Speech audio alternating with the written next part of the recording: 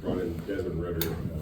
Curious about what your expectations are for a young quarterback that showed some promise last year. Yeah, I mean, it's a guy who kind of like similar to Aiden, got thrown into the fire early on, played a lot of his second year in the league, then gets traded to the Cardinals, watched him from afar.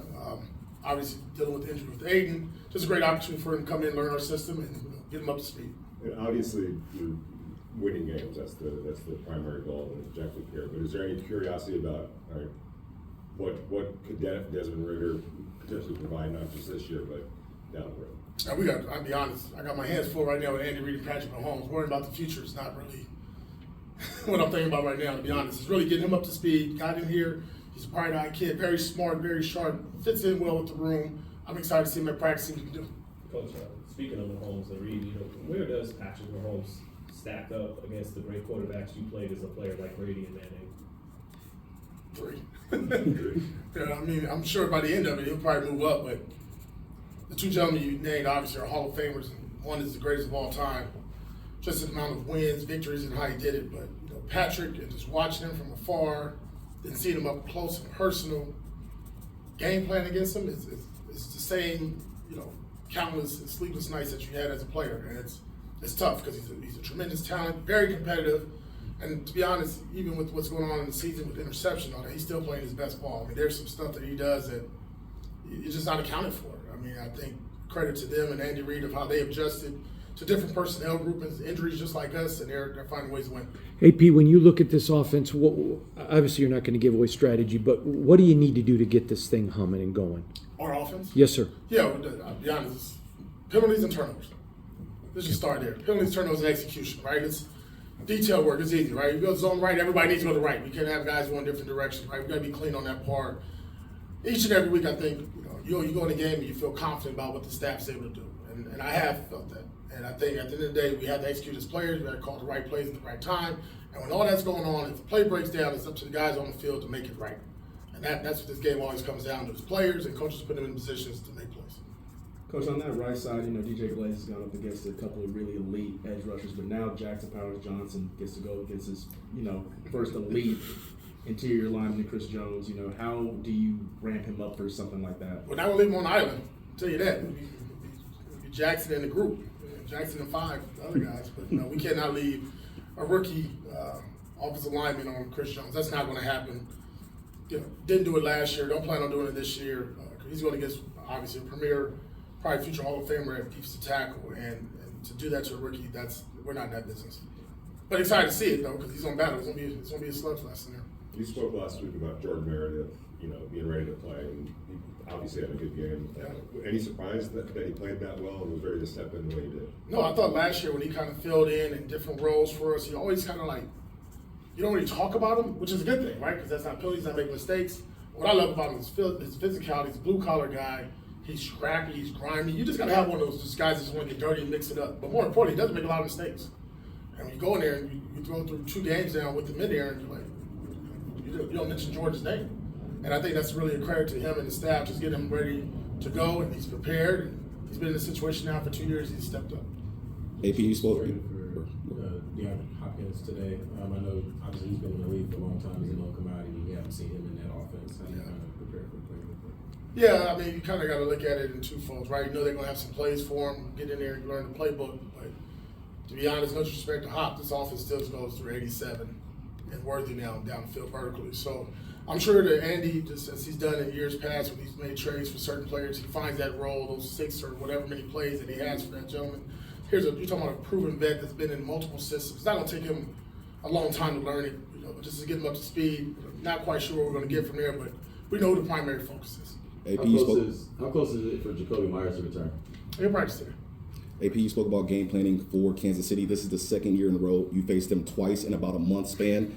How does that impact your preparation? Well, it's good. It's always better the second game. The first game, you're looking at a team that's 6-0 and on a 12-game winning streak. And with all that being said, they're playing really good on defense, really good on special teams. The best part about it, we're very familiar with this team, right? Everything we do in the offseason and how we game plan, the staff we put together, the roster we put together is beat the Chiefs. I mean, they're the cream of the crop. So we've been studying the entire offseason, and obviously, the season goes on, injuries, both teams. Now you see the style of play and what they're doing. I mean, obviously, they've had some tremendous hits at running back, looking at Pacheco, that's a big hit for him. But they still find a way to run the ball. They do it very creative with either wide receivers or tight ends or whatever they come up with the ways to do it. So it's always a challenge. It's always fun to look forward to playing Andy Reid. They also play good defense, and it feels like that's always been not undervalued, but just underappreciated on the Kansas City Chiefs' part, that they actually do play really good defense. Patrick Mahomes draws a lot of attention. What are your thoughts on how they've been able to kind of keep that going? Ultimate, and I always say, and obviously, played for him, but Steve Spagnuolo, what he's able to do, the pressure, this year you see them kind of morphing into something different. They got different personnel groupings, playing not as blitz happy, but they're still aggressive, still styled linebackers. They do a good job with their staff, just getting their players to do exactly what they're asked to do. And then when the plays are there to be made, they make them. And especially in critical moments in the game. Red zone, 2-minute third down, that's probably when they're at their best. That stuff is very good, and obviously that's why they've now won back-to-back Super Bowls. Last year, going into the game on Christmas, you said that we're tired of losing. We're tired of losing those dudes. Now you have them at the house. What's the message this week in the locker room? We're tired of losing the last 3 weeks. We'll start there, right? We need to get this taste out of our mouth. We've had opportunities to win those games, and we let them slip away for one reason or another. And now we got a divisional foe that we know very well. That's all we've done is study. Our team has talked about it. We're fired up. We're excited. It has nothing to do with last year's game. That team is not even here this year. And I think for us, just to go out there and just compete at a high level. And what I asked our team to do is just for 4 quarters, man, strain. And I thought last week we did a really good job. When adversity hit, there was no flinching, no blinking. We still had opportunity late in the game to come back and win. And now this game, we got to limit the turnovers, right? It has to be 0. Just has to be. And we got to do a good job with penalties and then obviously doing our job. Well, obviously, like you said, it's a different team as opposed to last season, but still the Raiders are the last team to beat this team. And so there's this revenge factor kind of surrounding the game. Do you expect them to come out with a little extra intensity because of that? If that's the case, what do you do to have your guys match it? No, I expect their best. You see it each and every week as the teams they go against, starting with Baltimore and Kansas and Cincinnati, and then see them in our division and how they're beating teams in our own division. I don't think they need to be fired up. They know what time it is. We know what time it is. It's time to strap it up and play. We need to play. And we know they're coming with their best because they're the best team in football for the last few years, really the last 7-8 years, because they've been very competitive and put themselves in position each and every year to win championships. AP, to his credit, Gardner said after the game it wasn't fair to his teammates when he's got 4 turnovers. I'm curious, how do you address that with a quarterback without it getting in their head where they play scared? It's a fine line, isn't it? I'll be blunt. It's sensitive. What do you say? We got to take care of the ball. But a couple of those opportunities, except for the sack fumble, we can just throw the ball away, right? Just play another down, allow us to punt, whatever it may be. And Gardner understands. He's been in the league. When you look at his career, he hasn't had a year like he's having now prior, so it is kind of unexpected for all of us. I know to him as well. And I think no different we do each and every week. We talk about turnovers. We talk about protecting the football. It always has to be the Raiders' ball. And I think as Gardner goes through this week, and our staff as well, it's constantly reminding everybody that we need to do a good job taking care of the football, because if we allow ourselves to lose a turnover battle this week, there'll be another. It'll go opposite for the Raiders. Antonio, kind of crossing sports here a little bit. You being an LA guy with Fernando Valenzuela, the Dodger pitcher, passing away last night. Any thoughts of growing up in Fernando Mania and everything that you saw? Yeah, no, in the '80s they were rolling. Kind of like I always talk about with the Raiders, man. And I grew up a Raider, Dodger, Laker. And just seeing that happen and not understanding why. Condolences to his family and Dodger Nation. But obviously what he was able to do, inner city guy, or I believe an immigrant, correct? Right?